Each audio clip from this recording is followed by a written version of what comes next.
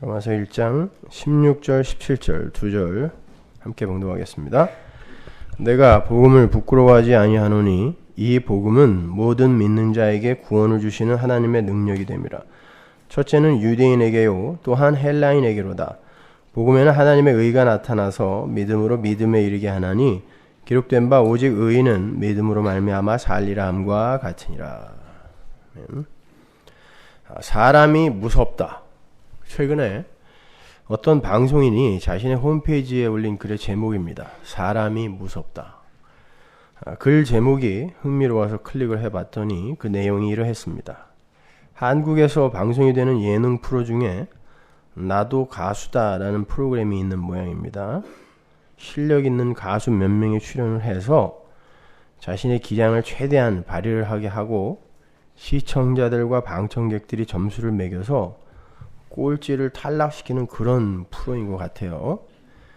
근데 출연한 가수 중에 아주 고참에 해당하는 어떤 가수가 공연 도중에 익살스러운 퍼포먼스를 곁들이게 되었는데 그게 오히려 채신 없음이라는 그 감점의 요인이 되었고 그 친구가 결국 그 일로 꼴찌를 해서 탈락을 하게 되었다 그래요. 원칙에 의하면 그 가수는 탈락을 해야 맞습니다. 원칙이니까. 근데 후배 가수들이 선배 가수에 대한 예우의 차원에서 그랬는지는 몰라도 몇 명이 반발을 했다 그래요. 그리고 그 자리에서 그 글을 쓴 친구가 담당 PD에게 간청을 했다 그럽니다. 그 선배 가수의 탈락 이유가 노래 실력 때문이 아니라 다른 이유에 의한 것이라면 기회를 한 번 더 주는 게 낫지 않겠는가라는 그런 내용이었나 봐요. 그래서 담당 PD가 심사숙고한 끝에 기회를 한 번 더 주기로 결정을 했다는 겁니다. 그런데 문제는 그러한 과정을 지켜본 네티즌들이 들고 일어나서 결국 담당 PD가 잘렸습니다. 네티즌들이 이구동성으로 원칙을 지키라고 외쳤다 그래요. 졸지에 원칙보다는 사람을 위하겠다고 나선 담당 PD가 그 가수 대신에 탈락을 해버린 거예요. 그 가수는 그 다음 주에도 방송에 출연을 했고 담당 PD는 교체가 됐습니다. 사람을 살리겠다고 긍휼을 베풀었더니 세상이 그 긍휼의 발원지를 묻어버리고자 나서더라는 거죠. 원칙대로 하라고. PD는 원칙을 지키고 가수는 그 원칙에 따라 인간다움을 지키면서 장렬하게 산화하라는 거예요. 거기에는 나는 그 자리에 있으면 반드시 원칙을 지켰을 거야 라는 게 전제되어 있는 거죠. 무슨 사기꾼 새끼들이에요. 그걸 본 그 방송인이 사람이 무섭다라고 단말마의 비명을 지른 겁니다. 세상은 이렇게 원칙을 지키는 걸 정의라고 해요. 그걸 의라고 합니다. 그런데 혹 하나님께서 아담에게 주신 원칙대로 인류를 취급하셨다면 인류는 어떻게 됐을까요, 여러분? 그랬다면 아마 인류는 이 땅에서 박멸되었을 겁니다. 먹으면 죽는다. 원칙이죠? 그 말은 내 말대로 살지 않는다는 다 죽는다라는 말이거든요. 피조물 중에 그 누가 창조주에 하나님의 말대로 살아낼 수 있어요? 피조물이. 하나님의 말대로 살아낼 수 있는 존재는 하나님밖에 없어요. 그런데 하나님이 세운 원칙은 단호합니다. 안 지키면 죽는다예요. 이 진퇴양난의 딜레마를 해결하기 위해서 아담과 하와가 생겨나기도 전에 이미 창세전 언약이 체결되었던 거예요. 하나님의 자해의 시나리오가 창세전에 이미 작성이 되었어요. 하나님이 죽어서 정말 죽어야 할 자들이 살아나는 거예요. 그게 바로 하나님의 의라 그랬죠. 진직에 탈락이 되었어야 할 그 가수가 그에게 긍휼을 베푼 PD의 희생에 의해서 다시 회생하여 그 다음 방송에서 노래를 하면서 정작 죽어야 할 자신을 건져내고 물러난 그 PD를 떠올리면서 어떤 생각을 했을까요? 그의 그 프로그램 속에서의 그 살아있음이 정말 기쁘기만 했을까요? 좌불안석이에요. 면목 없고 미안하고 감사하고 그랬겠죠. 만일 그 PD가 다음에 무슨 프로에서 그를 불러도 그는 만사 제쳐놓고 거기에 합류할 거예요. 바로 그겁니다. 하나님은 우리에게 그러한 자발적 순종의 마음을 요구하는 거예요. 그게 역사와 인생의 목적입니다.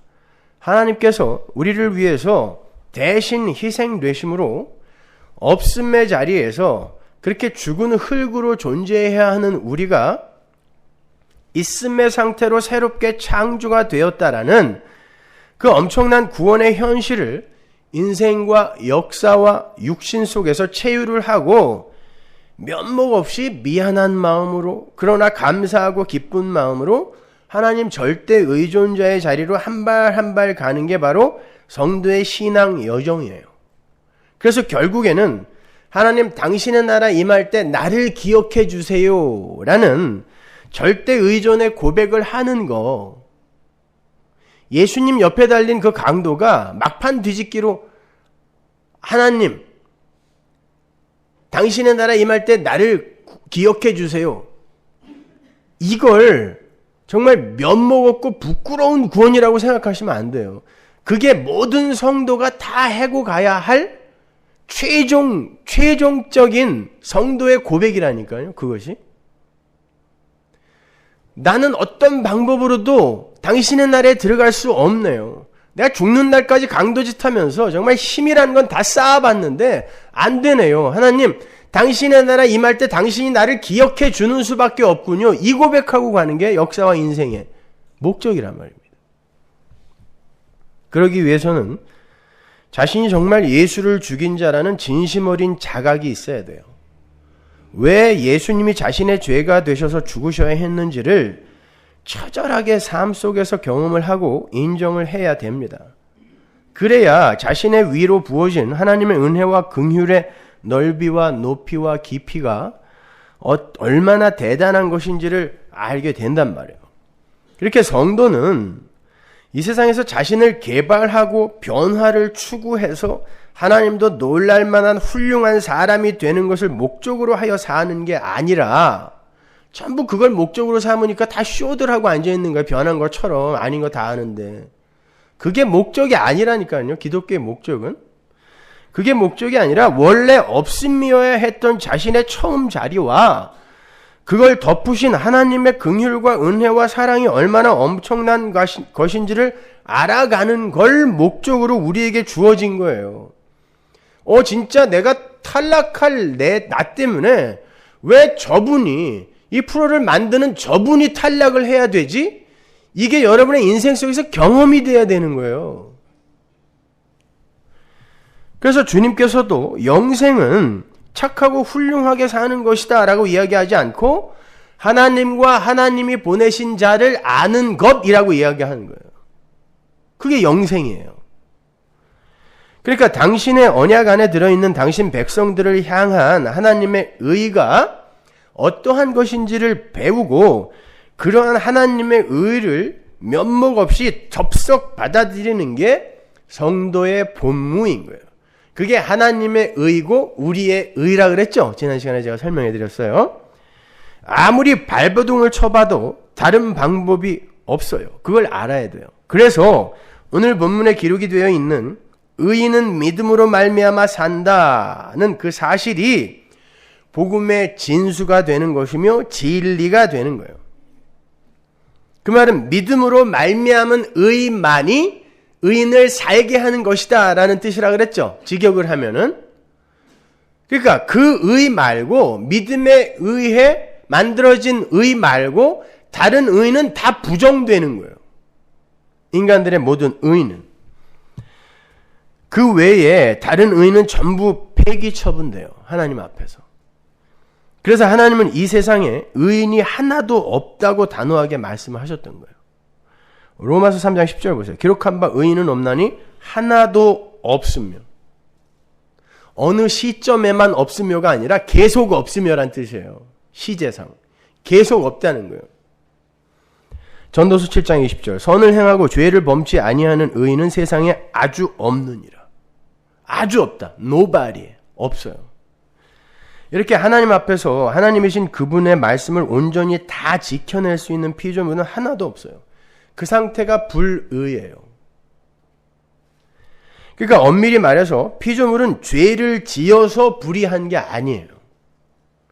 죄를 지어서 불의한 게 아니라 하나님의 도우심이 없이는 그 어떤 존재도 의의 상태가 될 수 없는 거예요. 그게 불의예요. 그것을 바울이 이렇게 기술합니다. 로마서 3장 20절. 그러므로 율법의 행위로 그의 앞에 의롭다 하심을 얻을 육체가 없나니 율법으로는 죄를 깨달음이니라. 율법의 행위라는 건 인간들의 그 어떤 착한 행위도 하나님 앞에 의가 안 된다는 뜻이에요. 그래서 이사야서에서 이사야가 인간의 가장 최고의 의를 뭐라고 했어요? 더러운 옷, filthy rag이라고 했다. 똥걸레라고. 하나님 앞에서는 인간의 최고의 의가 똥걸레인 거야. 인간 쪽에서 그 어떤 열심과 노력을 내어놓는다 할지라도 하나님 앞에서 의로 인정이 되지 않는다는 뜻이에요. 그래서 예수님께서 하나님께서 받으실 만한 의를 성취하셔서 백성들에게 imputation, 전가시켜주기 위해 이 땅에 오시는 거예요. incarnation, 성육신이에요. 그것이요. 마태복음 3장 13절 보세요. 이때 예수께서 갈릴리로서 요단강에 이르러 요한에게 세례를 받으려 하신데 요한이 말려 가로되 내가 당신에게 세례를 받아야 할 터인데 당신이 내게로 오시나이까? 예수께서 대답하여 가라사대 이제 허락하라. 우리가 이와 같이 하여 모든 의를 이루는 것이 합당하니라 하신대. 모든 의를 이루어야 된다 그러죠. 모든 의. 예수님께서 공생애를 시작하시는 바로 그 장면이에요. 요한에게 세례를 받으시는 장면이에요. 여러분 아시다시피 요한의 세례는 회개의 세례죠. 그 말은 나는 죄인입니다 라는 죄인들의 자기 인정의 자리가 바로 요한의 세례의 현장이라는 거예요. 나는 죄인입니다. 그 세례 받아서 구원 못 받아요. 근데 예수님께서 그 요한의 세례를 받으세요. 그건 예수님께서 죽어야 할 죄인들과 연합을 하시는 장면이라고 그랬죠. 세례는 연합이에요. 연합. 그러면서 하시는 말씀이 내가 세례를 받아야 하나님의 모든 의가 이루어진다 그래요. 15절을 보다 원문에 맞게 번역을 하면 왜냐하면 이렇게 해서 모든 의를 이루는 것이 우리에게 적합하기 때문이다 라는 뜻이에요. 가르라는 왜냐하면이라는 전치사가 앞에 생략되어 있어요. 빠져 있어요. 개역 성경에는. 예수님께서 세례를 받으시고 즉 저주의 홍해에 저주의 홍수에 빠져 죽으시고 그 품에 안긴 은혜로 말미암게 되는 하늘의 백성들이 의인으로 살아나게 되는 그것이 바로 모든 의가 이루어지는 유일한 길이란 뜻이에요. 내가 세례를 받아야 의가 이루어진다. 그건 모든 인간들의 의를 다 부정하는 거야. 하나도 빠짐없이. 그래서 예수가 이루는 의가 모든 의예요. 모든 의. 그러한 하나님의 의에 인간들이 보탤 수 있는 것이 하나도 없다라는 의미에서 모든 의예요. 그리고 그 모든 의는 영단번에 한 번에 성취될 것이다라는 의미에서 모든 의를 이루다가 부정과거 시제예요. 영단번에 일어나는 거예요. 거기에 쓰인 동사 플레로우는 fulfill이에요. 한 번에 꽉 채워지다는 뜻이에요. 한 번에 빈틈없이 꽉 채워지다. 그게 하나님의 의예요. 그 의를 감사함으로 면목 없이 받아들이는 걸 인간의 의라 그래요. 그걸 면목 없이 받아들이는 자가 끝까지 야 이제 내 맘대로 살아야지 이렇게 살까요? 천만의 말씀이에요. 하나님이 모든 의를 이루셨다니까 우리는 그럼 할 게 아무것도 없네요? 요놈들이 불신자예요. 어떻게 할 게 아무것도 없어요. 그분이 나 대신에 탈락했는데. 이 예수님의 세례 장면은 예수님의 공생애 전체를 요약하는 것임과 동시에 그 공생애가 시작되는 지점이죠. 그래서 하늘이 열리고 성령이 임하는 거예요. 이때부터 시작이다. 그러면 왜 33년을 다 쓰지 않고 3년만 쓰셨나? 3년 갖고 충분하니까 3년만 쓰신 거예요. 그런 걸로 시비 걸지 마세요. 나머지 30년은 어디 가 계셨는가? 어떤 놈들은 인도에 가서 석가모니의 불경을 공부했다는 헛소리들 하는데, 그걸 왜 알고 싶어요? 성경이 말을 안 하는 걸. 예수님이 3년간 이루신 그 이야기나 잘 공부하세요. 그 전에 예수님이 뭐 했는지 궁금해하지 마시고. 그게 믿음 없는 자들의 그런 너스레들이라니까요. 많은 분들이 의인이라는 개념을 인간들이 선악과를 따먹고 자신들의 선악구조 하에서 정의해 놓은 그러한 개념으로 이해를 하고 있어요. 정의, 의, 의인, 이런 게 여러분 머릿속에 어떻게 각인되어 있습니까? 여러분 한번 여러분이 아는 의인들을 한 명씩 떠올려 보세요. 지금 떠올리셨어요? 22살의 나이로 청계천 피복 노동자들의 권익을 위해서 근로기준법 준수를 외치면서 분신자살을 한 전태일. 월남 파병 훈련 중 부하가 잘못 던진 수류탄을 몸으로 덮어서 자신의 중대원들을 살려낸 강제구 소령. 신주쿠 시노쿠보역에서 술에 취해서 선로로 떨어진 일본인 취객을 구하기 위해서 뛰어들었다가 그 취객과 함께 사망한 한국인 유학생 이수현. 평생을 조국의 민주화와 빈자들을 위해서 희생을 했고 돌아가실 때 안구까지 기증을 하고 가신 김수환 추기경. 무소유의 정신을 강조하면서 장삼 한 벌, 고무신 한 켤레만 남기고 간 성철 스님이나 법정 스님. 박사학위 5개를 반납하고 평생을 아프리카에서 헌신한 슈바이처. 도산 안창호, 도마 안중근, 성웅 이순신, 생각나는 사람들 많죠? 여러분 대부분은 저를 떠올리셨겠지만 우리의 가슴 속에는 그토록 많은 의인들이 있는데 왜 성경은 의인은 없나니 하나도 없다 그럴까요? 우리 주위에는 의인이 그렇게 많잖아요. 근데 왜 성경이 의인은 하나도 없다 그럴까요? 예수만 의인이라 그래요.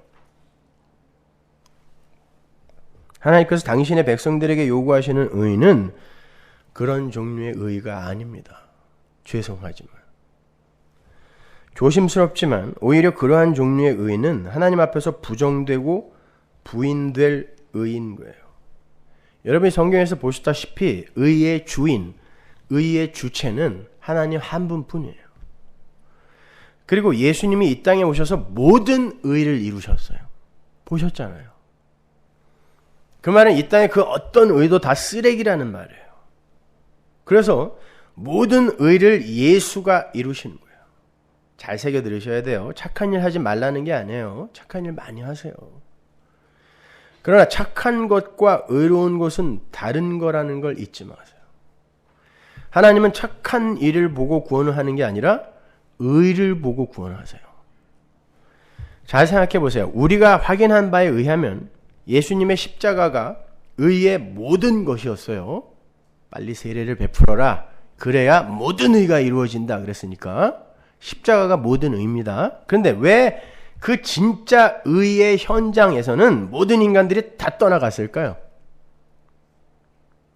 인간들은 자기들의 자존심을 챙기기 위해서 의인들을 본받고자 하거든요. 근데 그 진짜 의인이 의를 성취하는 그 자리에선 다 도망갔어요. 이걸 똑똑히 기억하세요. 여러분은 역사에게 속고 있는 거라니까요. 선악과 따먹은 아담에게 속고 있는 거란 말입니다. 진짜 의인은 이 세상 모두에게 외면을 당했어요. 그런데 인간의 선악 구조 속에서 의라고 정의가 된 그러한 종류의 의인들은 온 세상의 추앙을 받습니다. 김수환 추기경이 안구를 기증하고 떠났을 때 안구 기증 희망자가 순간 30%가 늘어났어요. 쫓아가겠다는 거죠. 그리고 그분을 추모하는 추모 행렬이 40만 명이었어요. 길이로 따지면 300km. 서울에서 부산까지 쭉 세우면 그 길이거든요. 온 세상이 다 그분을 칭찬했단 말이에요. 그렇게 그분을 추모하는 행렬 속에는 스님들도 많았고 무신론자들도 많았어요. TV에서 보셨죠? 스님들이 목탁치면서 거기 서 있더라니까요. 온 세상이 칭찬한 거예요. 온 세상이. 법정 스님이 무소유의 삶을 실천하면서 자신의 책 인쇄까지도 가난한 학생들의 학비로 다 내어놓고 사셨다는 사실에 전해지자 가난한 학생들의 장학기금이 일시적으로나마 풍성하게 늘어나기도 했다 그래요. 그리고는 그분의 청빈과 청렴을 본받겠다는 인터넷 카페들이 우후죽순처럼 생겨났어요. 좋은 일입니다. 뭐 일주일 못 가겠지만 좋은 일이에요. 전태일 열사의 분신사건 이후에 학생운동의 현장이나 노동운동의 현장에서 자신의 몸을 불살라 공익을 쟁취하겠다는 분신의 후배들이 많이 나타났죠. 요즘은 걸핏하면 불을 질러요. 그러니까 이제는 신문에도 안 나. 그렇게 세상 의인들의 발자취는 쫓겠다는 이들이 아주 많아요. 근데 진짜 의를, 모든 의를 완성하신 예수님의 발자취를 쫓겠다는 사람은 하나도 없어요. 그걸 보여주는 게 십자가의 현장이었어요. 아무도 그 길을 가고 싶어 하지 않아요. 다 도망갔습니다. 왜? 그 길은 철저하고 완벽한 자기 부인과 자기 부정의 현장이었기 때문에 그래요. 그러니까 인간들의 모든 의는 항상 그 중심에 자기가 있다는 거예요. 아닌 척 쇼를 해도 전부 자기가 있다는 거예요. 내 몸에 불 살릴 때도 내가 주인공인 거예요. 그걸 성경이 악이라고 한다니까요. 하나님께서 요구하시는 의는 철저한 자기 부인이에요. 그래야 하나님의 의가 부어질 수 있으니까요. 내가 비워져야 하나님의 의가 부어진다니까요. 그 사다크, 니카이어 순회가 뭐라 그랬어요? 하나님이 우리에게 행하셔야 할 하나님 측에서의 일이 니카이어 순회라고 했잖아요. 근데 그게 부어지려면 내게 털려야 될 거 아닙니까? 그게 하나님 나라 백성들의 존재 방식이에요. 그래서 하나님 절대 의존의 그 자리가 의의 자리가 되는 거예요. 그래서 그 나라를 의의 나라라고 하는 거예요. 그러나 인간들의 의는 그 어떤 화려하고 아름다운 모양을 하고 있더라도 그 중심에는 항상 자기가 있어요. 바울은 그러한 의를 율법의 의라고 불렀어요. 의는 의인데 율법의 의. 빌립보서 3장 16절 보세요. 그러나 나도 육체를 신뢰할 만하니 만일 누구든지 다른 이가 육체를 신뢰할 것이 있는 줄로 생각하면 나는 더욱 그러하니라. 나는 니들이 눈으로 봤을 때 완벽하게 살았다는 뜻이에요. 완벽하게. 욥도 그러죠. 내가 지나가는 여자를 보고 음욕을 한번 품었습니까? 돈에 대해 욕심을 가졌습니까? 완벽한 거예요. 그죠? 근데 하나님이 두들리고 팬다니까요. 내가 8일 만에 할례를 받고 이스라엘의 족속이요 베냐민의 지파요 히브리인 중에 히브리인이요 율법으로는 바리새인이요 열심으로는 교회를 핍박하고 율법의 의로는 흠이 없는 자로라. 율법의 의가 나오죠. 나는 흠이 없는 자인데 어떻게 흠이 없이 살았냐면 율법의 의로. 사도 바울은 그러한 자신의 모습을 로마서에서 이렇게 표현을 해요. 로마서 10장 3절 보세요. 하나님의 의를 모르고 자기 의를 세우려고 힘써 하나님의 의를 복종치 아니하였느니라. 흠없이 산 그 열심 있는 인생 전체가 뭐냐면 하나님의 의를 등지고 열심히 그 의에서 도망가는 삶이었다는 뜻이에요. 최선을 다해서 착하게 살았는데 1회에 2번씩 금식하고 그 돈으로 가난한 사람 다 나눠주고 최선을 다해서 착하게 깨끗하게 살았는데 그게 하나님의 의를 등지고 열심히 달려가던 삶이었다는 뜻이에요. 의인은 의로운 행위를 해서 의인이 되는 게 아니에요. 율법의 의인과 하늘의 의인은 완전히 달라요. 하늘의 의인은 예수의 의가 우리에게 거저 전가되었다라는 것을 믿는 믿음에 의해 규정되는 거예요. 그게 의인이에요. 여러분이 본받고 싶어하는 그들이 의인이 아니라 하나님의 의를 거저 그냥 면목 없이 덥석 붙드는 그들을 의인이라고 한다니까요. 로마서 10장 9절 보세요. 내가 만일 내 입으로 예수를 주로 시인하며 또 하나님께서 그를 죽은 자 가운데서 살리신 것을 내 마음에 믿으면 구원을 얻으리니 사람이 마음으로 믿어 의에 이르고 입으로 시인하여 구원에 이르니라. 어떻게 의에 이르고? 마음으로 믿어. 다른 거 아니에요. 마음으로 믿어 의에 이르고. 자, 이러한 말씀에 근거하여 위에 나열한 그 자타가 공인하는 세상의 그 영웅들, 그 의인들의 삶을 그거 의 아니야 라고 이렇게 부정할 때 세상이 그 사람을 어떻게 취급하겠어요? 온 세상이 다 존경해. 중들도 존경해. 심지어 그런 존경받을 만한 사람을 그거 의 아니라 하나님이 준비하신 그 의를 면목 없이 붙드는 거, 받아들이는 게 의야 라고 이야기했을 때 세상이 그를 어떻게 취급하겠어요?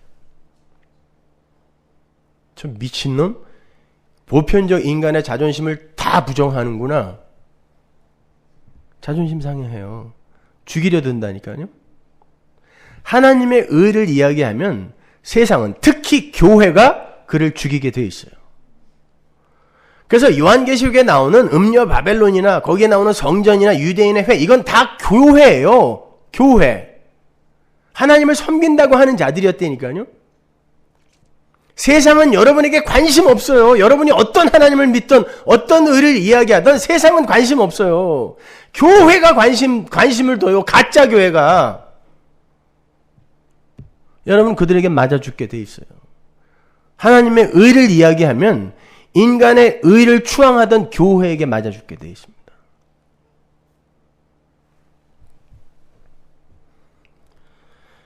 그것은 사람들 개인의 행위를 폄하하는 것 이전에 자신을 포함한 모든 인간의 의를 묵살하고 부정해버리는 것이기 때문에 보편적 인간의 자존심이 완전히 묵살이 되는 그 현장에서 그 이야기를 한 자를 죽이게 되어 있는 거예요. 네가 뭔데 선악 갖다 먹고 하나님처럼 되어 있는 보편적 인간 무리, 그 아담 군상의 자존심을 통째로 뭉개 죽이는 거예요. 예수님이 그렇게 죽임당한 거예요. 니들이 하는 제사 행위, 니들이 하는 율법 행위, 남들은 다 칭찬하지만 내가 보기엔 똥이야.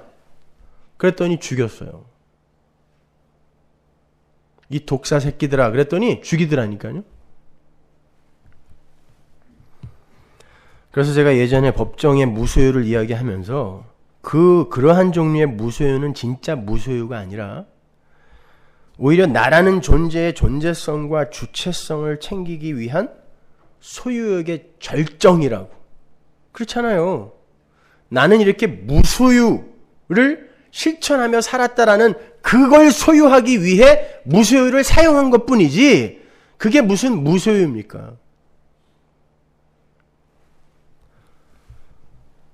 그러니까 우리는 무소유의 삶을 살아서 인간됨을 챙기는 게 아니라 예수를 믿어서 구원을 받아야 한다라는 그 설교를 했을 때 수많은 사람들이 그 무소유의 삶을 쫓아 살겠다고 그렇게 나섰을 때 그렇게 살아서 구원받는 게 아니라 예수 믿어야 구원받는다라는 설교를 했더니 중들 10명이 찾아왔어. 네가 뭔데 우리의 스승을 그렇게 폄하하냐고.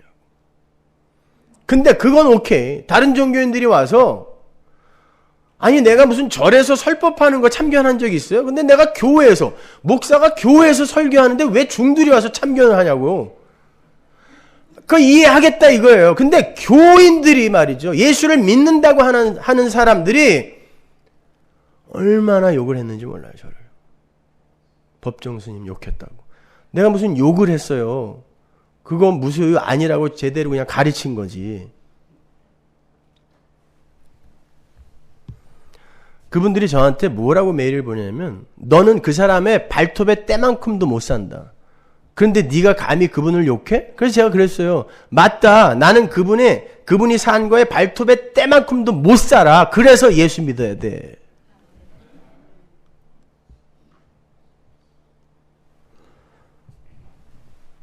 오늘 설교가 나가면 또 욕을 바가지로 먹겠지만 여러분, 인간의 착한 행위, 율법의 의는 예수의 도움이 없이도 얼마든지 생산이 될 수 있다는 걸 아십니까? 고린도전서 13장 3절 보세요. 내가 내게 있는 모든 것으로 구제하고 또 내 몸을 불사르게 내어줄지라도 사랑이 없으면 내게 아무 유익이 없느니라. 보세요. 자기 모든 소유를 다 팔아서 구제를 하고 자신의 몸에 휘발유 뿌리고 불 붙여서 공익을 구한다고 할지라도 사랑이 없으면 다 헛거래요.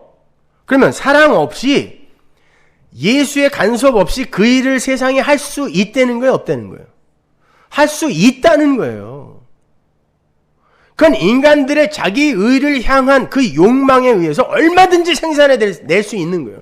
인간들의 그 자기를 향한 이 욕망과 욕심은 그렇게 무서운 거예요. 자기 몸에 불을 지르면서까지도 자기의 영광과 가치를 챙기는 게 인간이라니까요. 할 수 있다는 거예요. 그러나 그거 너에게 아무 유익이 안 돼. 네가 하나님 나라에 가는데 아무 유익이 안 되라고 이야기한다니까요. 하나님이. 근데 어떤 의인을 본받는다는 거예요, 여러분이요.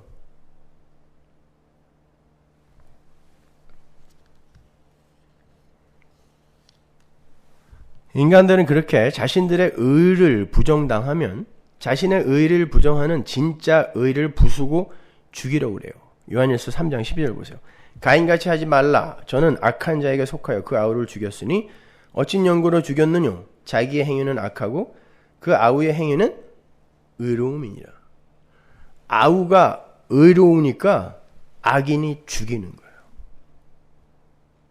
여기서는 아벨이 착해서 죽였다는 뜻 아니에요, 여러분. 적어도 여러분은 제대로 이해를 하셔야죠. 착해서 죽였다는 뜻이 아니에요. 아벨이 하나님의 의를 의지했더니 지 의를 주장하는 지 제사를 왜 가치 없이 여기냐고 하나님에게까지 대들었던 게 가인 아닙니까? 지 제사, 지 의를 챙기던 자가 하나님의 의 앞에서 순종하는 그 자를 재수 없다고 죽이는 거예요. 이게 아담의 아들들이 한 일이라니까요. 에덴에서 쫓겨나자마자 그게 여러분의 인생 전체에서 나타나게 되는 거예요. 아벨은 당시에 아무짝에도 쓸모없는 양을 키우던 사람이었어요. 그때는 아직 고기를 먹던 때가 아니란 말입니다. 노아의 홍수 이후에 고기를 비로소 먹게 되었거든요. 근데 양을 왜 키우냐고요.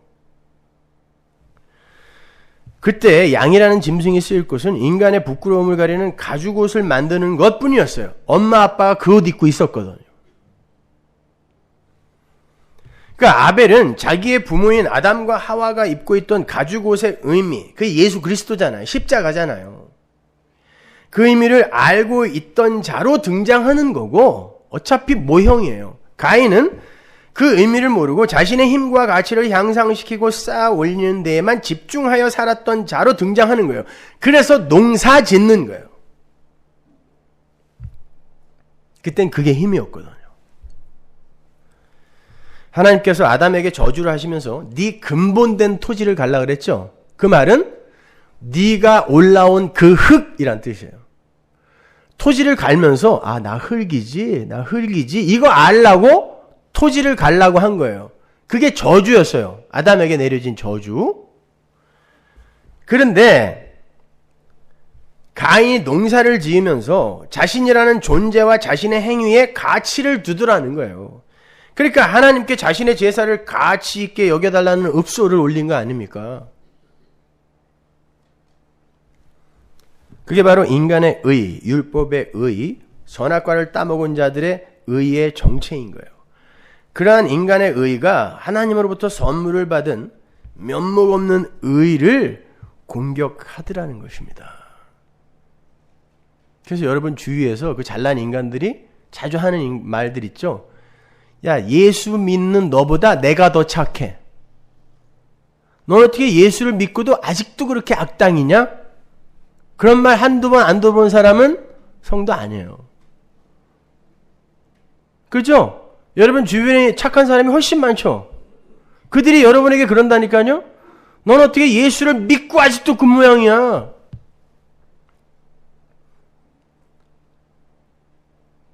원래 근본이 나쁜 인간도 있지만 여러분 대부분은 하나님의 의를 의지하고 그분 앞에 순종하고 있는데 다른 착한 이들이 예수 안 믿는 내가 더 착해. 그러니까 천국이 있다면 내가 가지 넌 못 가. 이렇게 얘기한다니까요. 가인이 아벨을 때려 죽이는 거예요. 그래서 바울이 복음에 나타난 하나님의 의가 성도를 믿음으로 믿음에 이르게 한다라고 기록을 하고 있는 거예요. 다시 본문 17절 보세요. 복음에는 하나님의 의가 나타나서 믿음으로 믿음에 이르게 하나니 기록된 바 오직 의인은 믿음으로 말미암아 살리라 함과 같으니라. 이 문장에서 주어가 의예요. 디카이오스네. 의가 주어예요. 그 의가 성도 안에서 일을 한다라고 해요, 지금. 근데 그 의가 성도를 믿음으로 믿음에 이르게 한대요. 믿음으로 믿음에 라는 이 어구는 from faith to faith예요.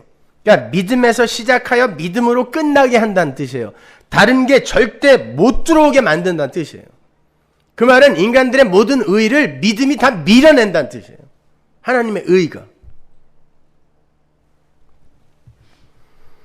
그게 바로 하나님의 의가 성도 안에서 행하시는 일이에요. 그러니까 하나님의 의는 인간의 육적 자아를 죽여가시다가 결국에는 완전히 죽여버리시는 일을 하시는 거예요. 그래서 믿음으로 의롭게 된 아벨이 결국 믿음 앞에서 자신의 모든 행위를 다 부정당하고 장렬하게 전사를 하게 되는 거예요. 왜 하나님이 의인인 아벨의 죽음을 안 말려주시냐고요. 왜 가인이 때려 죽일 때 하나님이 그 자리에 함께 있었으면서 왜 안 말려주시냐고요. 어디 출장 갔다 오신 거예요? 화장실 갔다 오셨나요? 같이 계셨다니까요. 왜 안 말려주세요? 그게 역사 속에서 성도가 사는 삶이 맞기 때문에 그래요. 그 육적 자아가 세상에게 맞아 죽는 게 성도의 삶이기 때문에 놔둔 거예요. 그래서 하나님께서 시편에 그러죠. 성도의 죽음을 기쁘게 보신다 그러잖아요. 히브리서 11장 4절 보세요. 믿음으로 아벨은 가인보다 더 나은 제사를 하나님께 드림으로 의로운 자라 하시는 증거를 얻었으니 하나님이 그 예물에 대하여 증거하심이라. 저가 죽었으나 그 믿음으로써 오히려 말하느니라. 죽었으나 믿음으로 오히려 말을 한대요. 잘 보세요. 아벨은 믿음으로 의롭다함을 얻게 되었어요. 히브리서 기자가 그렇게 이야기하고 있죠. 믿음으로. 그런데 그 믿음은 하나님의 선물입니다. 에베소서 2장 8절. 그 믿음이 아벨에게 들어오자 아벨이 의로운 자라는 증거를 얻었다 그래요. 중요한 거예요. 잘 들으세요. 근데 그 증거가 아벨의 죽음이었어요. 여기에서 그 증거라는 단어에 집중을 하셔야 돼요. 그 단어는 헬라어 말티오레를 번역한 말인데 증인이 되다란 뜻이에요. 증인이 되다. 그 단어는 말티스, 증인. 그 단어는 순교자죠. 영어도 똑같잖아요. 순교자예요. 그 순교자라는 단어와 똑같은 어근을 갖고 있는 거예요. 다시 설명합니다. 아벨이 믿음으로 하나님께 제사를 드렸어요. 그 제사로 말미암아 그 아벨이 의로운 자가 되었습니다. 그런데 그렇게 의로운 자가 된 아벨에게 그가 의인이 되었다라는 증거가 나타났다 그러죠. 그런데 그 증거가 뭐였어요? 형에게 맞아 죽은 거예요. 증거가. 증인이 되는 삶이 바로, 증거가 나타나는 삶이 바로 세상의 힘에게 맞아 죽는 거예요. 그게 증거란 말입니다. 그러니까 아벨의 예물은 어린 양 예수를 모형으로 하고 있었던 거고, 그 어린 양의 죽음으로 말미암아 성취될 그 하나님의 언약이 아벨의 삶 속의 증거로 나타나더라는 거예요. 그래서 하나님이 그의 예물을 증거하신다 그러잖아요. 4절에 아벨의 삶 속에서 나타난 그 증거가 이 예물을 증거하는 거다라는 뜻이에요. 그러니까 그 예물은 예수였으니까, 어린 양이었으니까 그 십자가가 아벨의 삶에서 나타난 거죠. 그래서 아벨이 이 세상에 하벨, 그 단어 자체가 nothing이에요. 이사야서 53장 전체를 가리키는 거. nothing, 하벨로 이 세상에 오셔서 세상에게 맞아 죽은 예수를 모형한 거예요. 그걸 증거라 그래요. 히브리서 기자가 증거라고 이야기한단 말입니다. 그게 증인이 됨이에요. 그게 뭐예요? 말투레오? 맞아 죽다란 뜻이에요.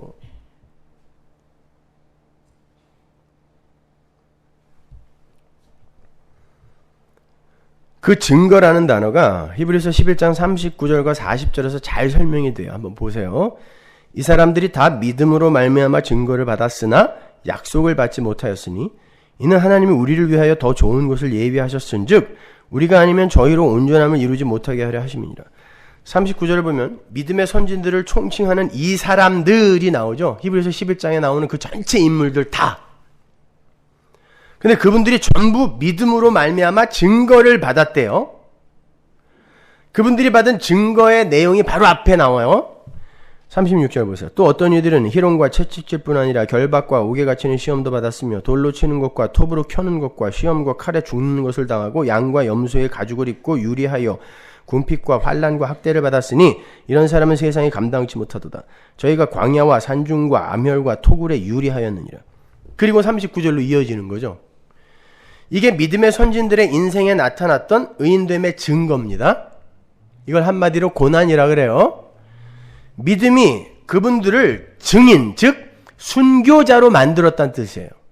믿음으로는 믿음이 주어예요. 히브리서 11장은 믿음이 이렇게 했어. 믿음이 이렇게 했어. 이게 히브리서 11장이거든요. 근데 약속을 받지 못했대요. 약속이라는 건 미래에 주어질 어떤 것에 대한 보증을 말하죠. 아직 오지 않은 거. 그죠? 그런데 그 약속의 내용이 뭐였어요? 선지자들이 약속한 그 약속의 실체. 예수 그리스도의 십자가. 그 약속은 그들이 가시적 눈으로 보지 못했어요. 그래서 약속은 못 받았다 그러는 거예요. 근데 증거를 받았대요. 그 약속이 무엇인지를 보여주는 증거를 받았다. 근데 아벨이 그 증거를 받았는데 어떤 증거를 받았다 그랬어요? 십자가 지고 죽으시는 예수의 삶을 그대로 선취적 고난으로 사는 거예요. 그걸 증거라 그래요. 히브리서가. 그게 증인됨이에요. 말투레오, 말투레스. 맞아 죽는 거. 이들이 다 그렇게 죽었다라는 거예요. 그 구약의 성도들 삶 속에 나타난 성도됨의 증거가 예수님 거였다는 거예요. 그래서 약속은 못 받았지만 그 약속이 성취된다라는 증거를 그들의 몸에 하나님이 심어버리더라는 것입니다. 그 약속이 무엇인지를. 아직 보이지 않은 그 십자가를 그들의 구약의 백성들의 몸에다가 심었다는 뜻이에요. 그래서 믿음은 보지 못하는 것들의 증거라고 하는 거예요. 그래서 그 믿음이 여러분 안에 들어오면 어떻게 되는 거예요?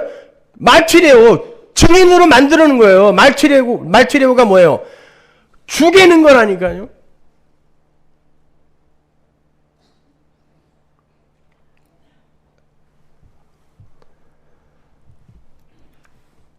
그렇게 의인됨의 증거를 가진 이들이 계속해서 릴레이로 세상에게 맞아 죽다가 결국 예수에게 그 죽음이 당도하는 거예요. 거기에서 그 죽음의 릴레이의 실체가 온전히 드러나게 되고 그 죽음에서 하늘의 의인들이 창조가 되는 거예요. 그게 교회잖아요. 거기가 완성의 자리라는 거예요. 그래서 히브리서 11장 40절이 우리가 아니면 신약의 교회죠. 히브리서를 보는 이들이니까. 저희가 구약의 교회죠. 저희가 온전함을 이루지 못한다라고 하는 거예요. 구약의 성도들이 약속의 실체가 오기까지 그 약속의 실체가 반드시 온다라는 증거를 몸에 받았는데 그게 예수님의 십자가 고난이었단 말이에요.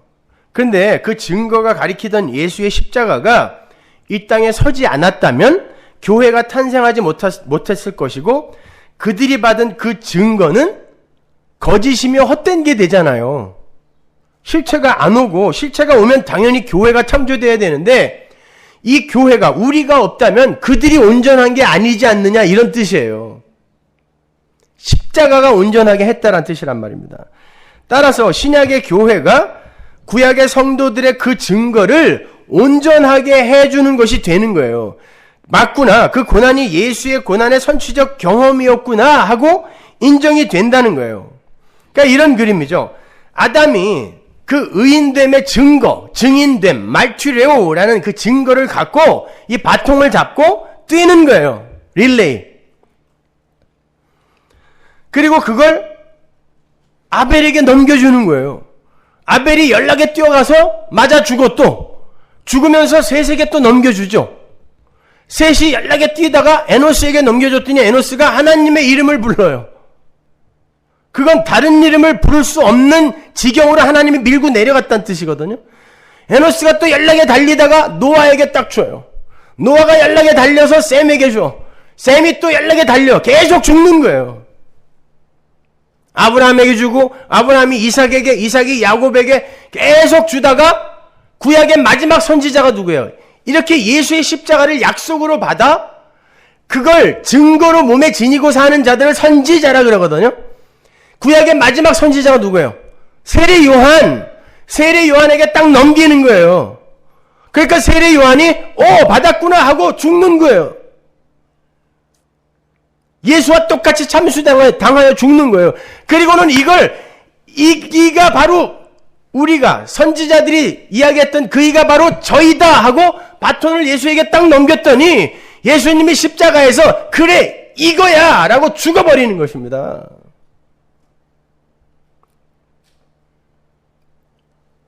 그게 성도의 삶이에요. 거기서 온전한 의가 성취되는 거예요.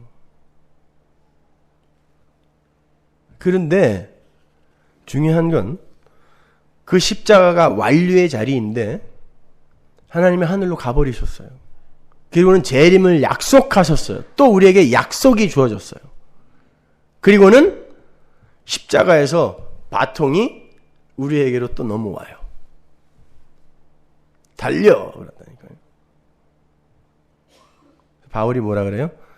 내가 달려갈 길을 다 마치고 그러죠? 그게 경기장에서 쓰는 용어예요. 달리는 거예요, 또. 뭘 갖고? 증거, 증인됨. 그러니까 40에 하나 감한매를 수차례 맞고 가는 곳마다 쫓겨나고 계속 세상에게 맞아주는 거예요. 하나님의 의만 이야기하니까. 자기가 개척한 교회에서 다 쫓겨나고. 바울이 그 바통을 우리에게 넘겨줬다는 거 아세요?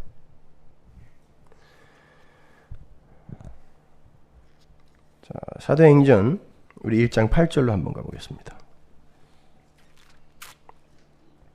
오직 성령이 너희에게 임하시면 너희가 권능을 받고 예루살렘과 온 유대와 사마리아와 땅 끝까지 이르러 내 증인이 되리라 하시니라. 또 증인이 되래요. 구약의 우리의 믿음의 선배들이 증인의 삶을 살면서 예수께 바통을 넘겼는데 예수님이 우리에게 다시 넘겨주셨어요. 재림 때까지 또 달려. 그래서 요한계시록에서 성도를 두 증인이라고 부르는 거예요. 성경은 일관성 있게 한 이야기만 하고 있다니까요. 어줍지 않게 성경에서 무슨 교훈 받으려고 하지 마세요. 예수 이야기로 해석되지 않는 성경 해석은 다 가짜입니다. 다 필요 없어요. 사도행전 20장 23절 보세요. 오직 성령이 각 성에서 내게 증거하여 결박과 환난이 나를 기다린다 하시나 나의 달려갈 길과 주 예수께 받은 사명 곧 하나님의 은혜의 복음 증거하는 일을 마치려 하면은 나의 생명을 조금도 귀한 것으로 여기지 아니하노라. 의인됨의 증거가 바울의 삶 속에서 나타나는데 그게 결박과 환난이래요. 그런데 바울이 그 증거들을 가지고 냅다 뛰고 있는 거예요. 그렇게 의인됨의 증거를 가지고 뛰고 있는 바울에게 나타난 모습이 뭐예요? 나의 생명을 조금도 귀한 것으로 여기지 않는 바로 그 자리까지 뛰더라는 거예요. 그 전까지는 내 생명 위해서 살았어요. 모든 이 세상의 의인들이 다 자기 위해서 살아요. 근데 그 증인됨에 그 증거 갖고 냅다 뛰다 보니까 이제 죽음이 눈앞에 왔어요. 근데 거기에 가보니까 내 생명이 귀한 것으로 여겨지지 않는 그런 자로 내가 지어져 있더라는 거예요. 그게 역사와 인생의 목적이란 말입니다. 디모데후서 4장 6절 보세요. 관제와 같이 벌써 내가 부음이 되고 나의 떠날 기억이 가까웠다. 나 이제 곧 죽을 거야 이야기하는 거예요. 내가 선한 싸움을 싸우고 나의 달려갈 길을 마치고 믿음을 지켰으니 이제 후로는 나를 위하여 의의 면류관이 예비되어 있으므로 곧 의로우신 재판장이 그날에 내게 주실 것이니 내게만 아니라 주의 나타나심을 사모하는 모든 자에게냐. 의의 면류관은 이미 창세전 언약 안에서 우리에게 주어진 거예요. 이 말을 바꿔 말하면 창세전 언약 안에서 그 의의 면류관을 받도록 결정된 자들은 이 세상에서 바울과 같이 반드시 뛰게 되어 있다는 뜻이에요. 뭐 들고? 증거의 바통 들고요. 그거 들고 있으면 세상이 반드시 때려 죽이게 되어 있어요. 근데 그 예수를 자랑스러워하지 않는 거예요, 여러분이. 그러니까 아무 이야기 안 하는 거죠. 그러니까 누가 때립니까, 여러분을? 근데 하나님이 여러분을 반드시 그렇게 만들어 가세요. 가정에서, 직장에서, 심지어 교회 안에서. 이건 보편적, 모든 성도들이 겪어야 할 보편적인 내용이에요. 그래서 내게만 아니라 주의 나타나심을 사모하는 모든 자에게라고 이야기하는 거예요. 그래서 바울이 그렇게 매일같이 달리는 그 삶을 날마다 죽는 삶이라고 이야기한 거예요. 고린도전서 15장 31절 보세요. 형제들아 내가 그리스도 예수 우리 주 안에서 가진 바 너희에게 대한 나의 다 자랑을 두고 단언하노니 나는 날마다 죽노라. 날마다 달렸는데 그 달리는 길에 내가 날마다 죽고 있더라는 것입니다. 나라는 우상을 향한 사랑과 애정이 점점 떨어져 가더라는 뜻이에요. 그게 신앙생활이라고 하는 겁니다, 여러분. 그러니까 그게 아니라 무슨 헌금 좀 하고 봉사 좀 하고 선교 좀 갔다 오면 내가 원하는 것들을 이 세상에서 하나님께서 다 들어주고 도와준다라고 하는 놈들은 다 마귀 새끼예요. 아주 100% 내가 장담해 드릴게. 내가 그놈들 천국 가 있으면 난 지옥 갈 거예요. 나 100% 장담할게요. 거기 교회 아니에요. 그건 절보다도 못한 곳이에요. 절은 고민을 할 화두라도 던져주죠. 맨 지이야기 하다가 말이죠. 성경에 대해서는 단 한마디도 안 하고 열심과 도덕적인 삶과 헌금과 봉사와 이딴 거나 강조하는 그곳이 도대체 무슨 집단이냐고요, 거기가.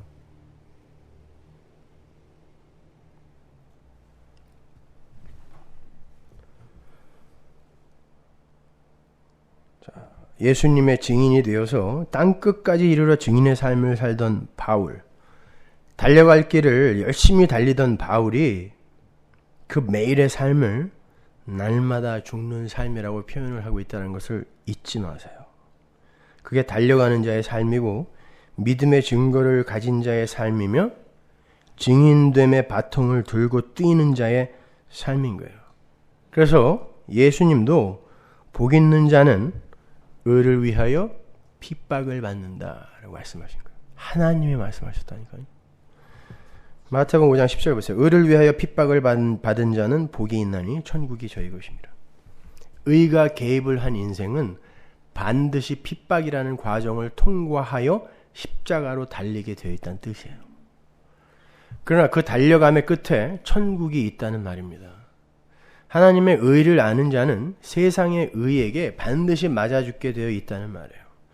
타락한 아담 군상들의 자존심을 지켜내기 위해서.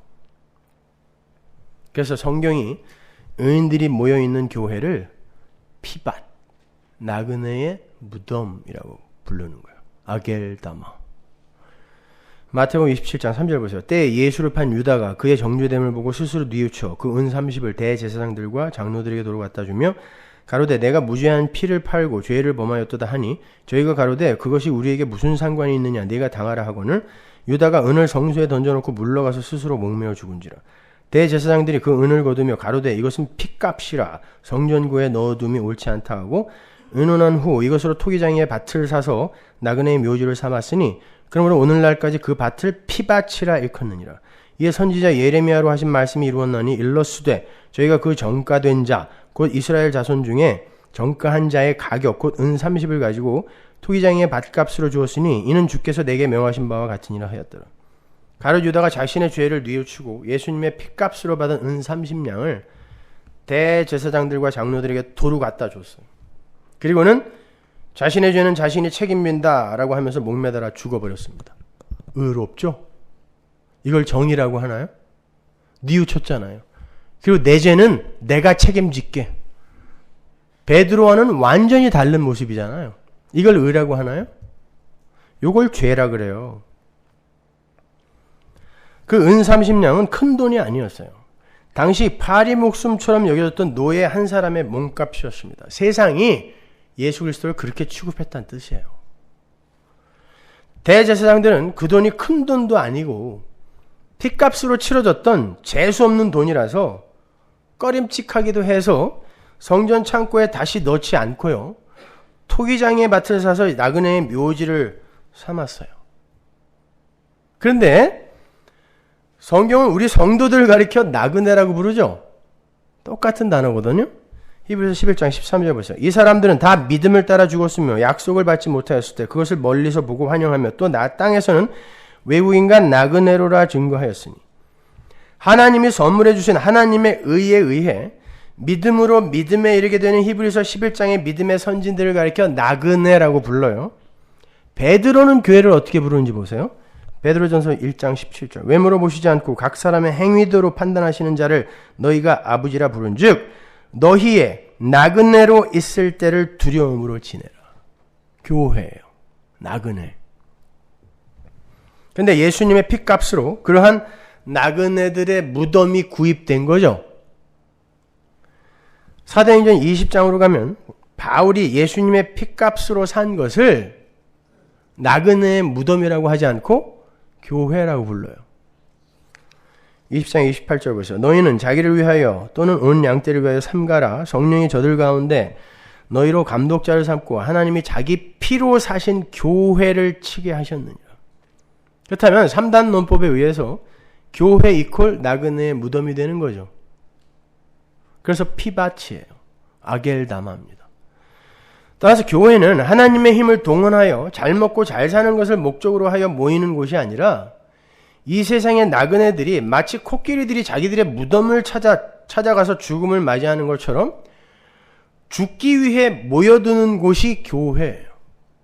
나그네의 무덤이라니까요. 여기는.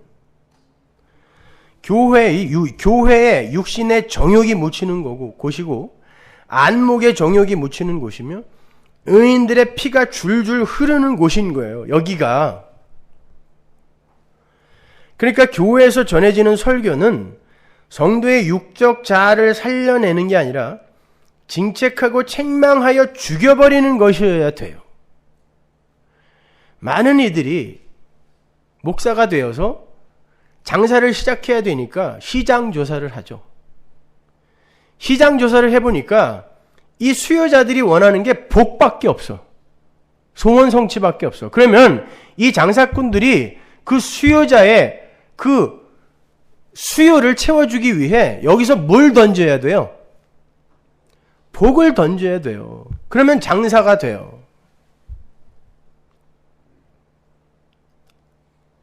그러나 그걸 사단의 회라 그래요. 요한계시록이. 천만의 말씀입니다. 교회는 나그네들이 죽는 곳이에요. 아니구나. 이 세상은 아니구나. 우리의 육적자, 이 욕심 쫓아가다가는 큰일 나겠구나. 이거 배우고 여기서 묻히는 거라니까요. 말씀에 의해 맨날 두들겨 맞다가 여러분, 그러나 그것이 진짜 쉼의 자리로 우리를 이끄는 거라는 걸 아세요? 그렇게 죽는 것이? 여러분, 우리의 인생이 왜 이렇게 고단하죠? 우리의 육적자의 욕망이 이루고자 하는 바가 있어서 아닌가요? 전도서 1장 8절 보세요. 만물의 피곤함을 사람이 말로 다 할 수 없나니 눈은 보아도 족함이 없고 귀는 들어도 차지 아니하는도다. 왜 피곤하다 그래 인간들이요? 보고 들으면서 그걸 자꾸 채우려고 하니까 피곤하다 그래요. 그래서 예수님이 뭐라 그래요? 나한테 와! 교회로 와! 그러죠? 나한테 와! 왜? 죽여줄게 그러는 거예요. 마태복음 11장 28절 보세요. 수고하고 무거운 짐진 자들아 다 내게로 와라. 교회로 와라. 내가 너희를 쉬게 하리라. 나는 마음이 온유하고 겸손하니 나의 멍에를 메고 내게 배우라. 그러면 너희 마음이 쉼을 얻으리니 이는 내 멍에는 쉽고 내 짐은 가벼움이라 하시니라. 멍에라는 건 예수님께서 베드로에게 하신 말씀 속에서 나오는 그 띠예요. 예수님이 밖에서 딱 묶어서 예수님이 가고자 하는 방향으로 끌고 가는 거예요. 그게 육의 죽음이거든요. 거기서 쉼이 있다라고 이야기하는 거예요. 그러니까 교회에 오면 죽는 거예요, 여러분. 다른 거 기대하지 마세요. 여러분의 소원을 성취하는 곳이 교회가 아니에요. 그거 성취해 준다고 나한테 축복권이 있으니까 안수기도 받아라. 이거 다 마귀라고 생각하시면 돼요. 110% 마귀라고 생각하시면 돼요. 성경 어디에도 그런 말 없어요. 아니 기분 나쁘면 성경 갖고 오라고 왜 엉뚱한 데서 욕하냐고요. 오라니까 내가 여기서 성경 갖고 토론에 임해 줄 테니까 오라니까요. 밖에서 욕하지 말고. 어디에 그런 말이 적혀 있냐고요. 성경 어디에. 다 속고 있는 돈 놓고 돈 먹기예요. 무슨 교회예요 그게.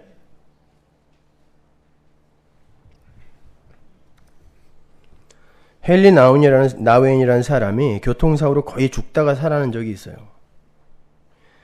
그때 일을 기록한 책에서 헨리 나우엔이 말하기를 죽음이 내 눈앞에 닥치는 순간 나의 모든 정욕과 불안과 고통과 미움과 아픔이 일시에 다 사라지는 것 같았다. 왜냐하면 그 죽음 너머에 새로운 세상이 있다는 것이 그 순간 너무나 명확하게 깨달아졌기 때문이다. 이렇게 썼어요. 죽음이 코앞에 당도하자 그동안 자신이 이루지 못해서 안타까웠던 거, 용서하지 못해 고통스러웠던 거, 상대적 결핍으로 부끄러워했던 거, 그 모든 게 신기루처럼 아무것도 아닌 게 되더라는 거예요. 죽음이 딱 오니까. 그런 거 생각할 겨를이 없다라는 거예요. 왜냐하면 육신의 죽음과 함께 그 모든 육의 감정들의 발원지였던 세상이 함께 죽더라는 것입니다.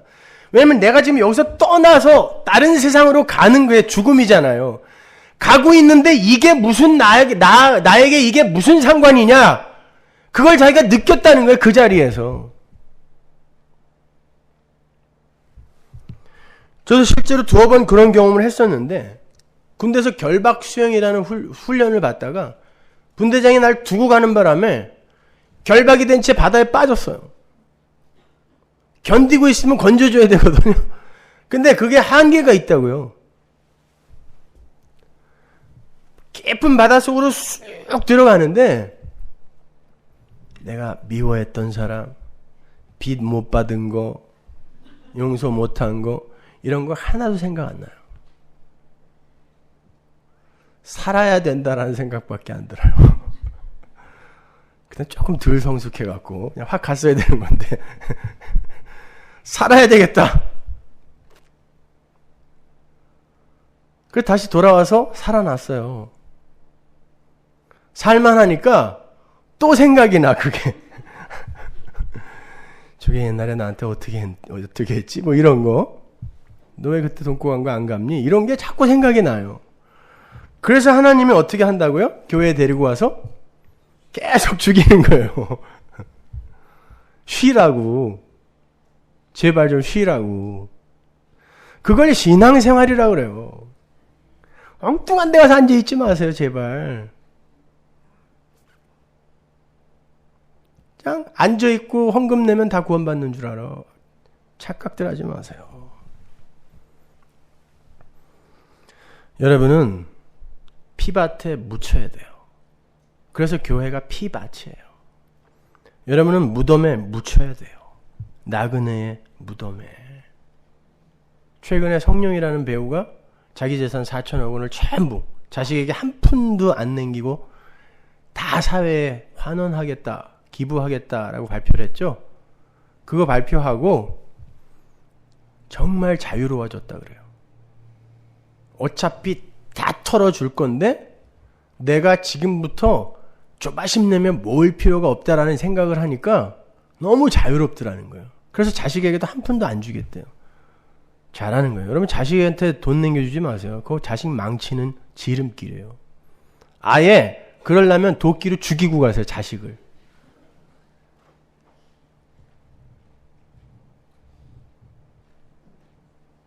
여러분 우리가 자유롭게 되는 길은 다른 거 없어요. 세상에 대하여 내가 죽고 세상이 나에 대하여 죽으면 돼요. 그래서 예수님이 십자가에서 나를 못 박았다라고 하는 거예요. 왜 예수님이 거기서 못을 박을 수밖에 없었는지를 역사와 인생을 통해서 배우고 가면 된다니까요. 진정한 자유는 육의 소욕이 죽을 때, 육의 영광과 가치를 향한 추구가 박살이 날 때 우리에게 찾아오는 거예요.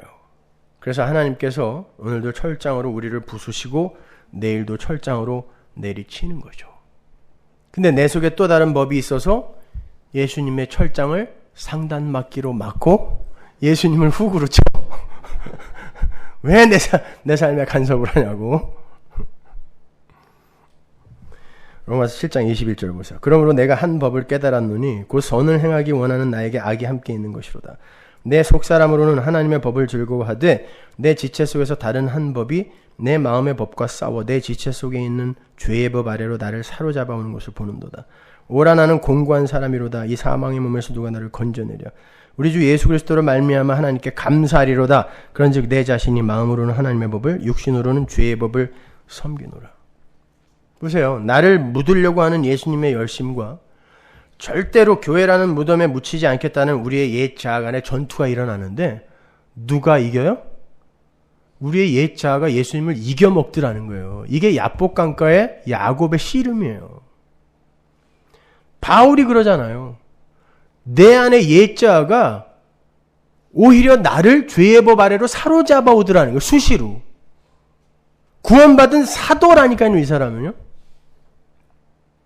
그때 그 입에서 터져나오는 게 뭐예요? 오라 나는 공고한 사람이로다. 누가 이 사망의 몸에서 나를 건져다오. 내가가 아니야. 누군가. 이걸 부르짖음이라고 한다니까요. 누군가 나 좀 구해주세요. 이게 뭐예요? 하나님의 의를 구하는 거잖아요. 그래서 의에 줄이고 목마른 자가 복이 있다라고 하는 거예요. 하나님이 나를 계속 때려 죽이려고 하는데 그래야 살기 때문에. 근데 나는 안 죽으려고 그래. 근데 내 안에 성령이 있기 때문에 야 이게 죽어야 되는데 왜 이렇게 안 죽어? 왜 끊임없이 나는 예수님을 이겨먹고 있지? 하나님 나 좀 도와주세요. 이 절규가 있어야 돼요. 그게 우리가 죽는 거예요. 의에 줄이고 목마른 거예요. 그들만 배부른다 라고 이야기하는 거예요. 그들만 배부른다. 이 세상 그 어떤 것들로 니들이 먹고 마시고 해봐라 배가 부른가. 의에 줄이고 목마른 자만 배부르다 이야기하는 거예요.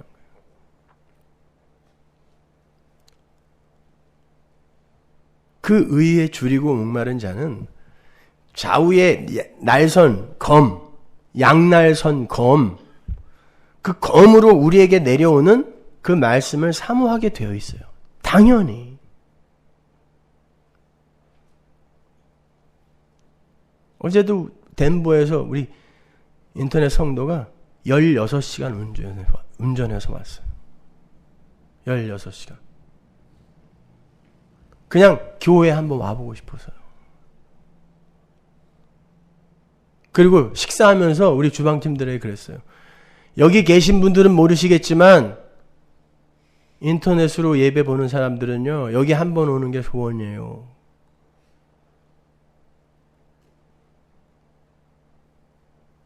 근데 말씀에 이렇게 진지하지 않을 수가 없어요.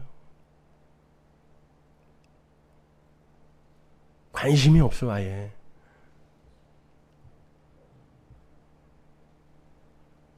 여러분 언제 이 세상이 끝날지 여러분 진짜 아세요? 일본에 쓰나미 덮쳤을 때 그들의 머리 위로 그 쓰나미가 덮쳤다라는 것을 상상한 이가 단 한 사람이라도 있는 줄 아십니까? 다 나한테는 안 올 줄 알았다 그래요. 다. 여러분의 종말은 예수님의 재림 때 이루어지는 게 아니라 여러분이 이 세상에 숨을 딱 놓는 그 순간 종말이 오는 거예요. 그게 언제 올 줄 알고 그러세요? 여러분 예수를 아셔야 돼요. 의에 줄이고 목말라야 된단 말입니다, 여러분. 하나님의 의에 목말라 하고 주려 한다는 건 나의 의에 절망하고 나의 불가능함을 자각한 자의 몸부림인 거예요. 그 몸부림 속에 여러분의 육적 자아가 죽어가는 그런 복된 경험을 하게 되는 것입니다. 근데 그런 몸부림이 없잖아요. 돈에 줄이고 목마른 자는 많이 봤어요. 자식 새끼에 줄이고 목마른 자는 많이 봤어요. 어차피 천국 가면 그 관계 다 끊기는데 거기엔 다 목숨 걸어. 하나님의 말씀에 목숨 거는 사람 별로 못 봤어요. 여러분 의에 줄이고 목마르셔야 돼요. 여러분은 교회 안에 들어와서 하나님의 복음을 전해 들으면서 자신의 불가능함과 무력함을 매일같이 폭로당하셔야 돼요. 하나님의 의가 아니면 도저히 살 수 없는 자신의 실체를 보셔야 돼요. 그리고 하나님이 주시는 그 하늘의 의를 간절히 바라는 자가 돼야 됩니다. 여러분 자식 새끼들 좋은 대학교 가는 게 뭐 그렇게 대단해요. 좋은 대학교 가서 지옥 가면 그래도 행복하시겠어요? 그럼 여러분 불신자입니다. 신학에는 아무 상관도 없어요. 관심도 없어요. 어떻게든 내 거가 출세를 하여 나의 영광과 가치를 챙겨주길 원해요. 그것만큼 심한 폭력은 없는 거예요. 왜 자식이 내 겁니까? 하나님 거예요. 하나님께 돌려드리세요. 그러기 위해서는 여러분 아이들에게 신앙을 전수해 주세요. 다른 거 없어요. 의인은 그렇게 교회라는 무덤 속에서 육적 자의 죽음을 채우라면서 하나님께서 이렇게까지 하지 않으셨다면 나는 끝까지 내 육적 자의 영광과 가치를 챙기기 위해서 동분서주하다가 영원한 사망으로 던져질 뻔한 자였다는 것을 인정하고 하나님 살려주세요 하고 하나님의 의만 꼭 붙드는 거예요. 그들이 의인이에요. 몸을 불살르고 재산을 다 내놓아 구제하고 전 인생을 희생해서 가난한 사람들을 도운 그런 불신자보다 그렇게 나약하고 힘없이 때로는 구차하게 하나님의 이름만 부르는 자들이 진짜 의인입니다.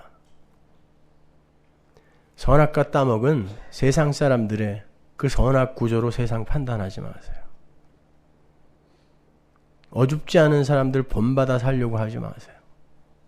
그러다가 같이 따뜻한 곳으로 갑니다.